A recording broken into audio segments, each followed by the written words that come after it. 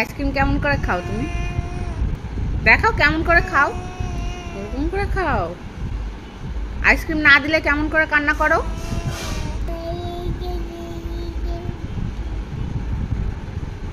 দেখাও কেমন করে কান্না করো না দিলে।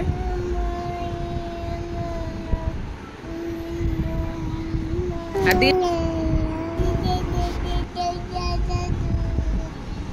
আইসক্রিম না দিলে এরকম করে কান্না করো?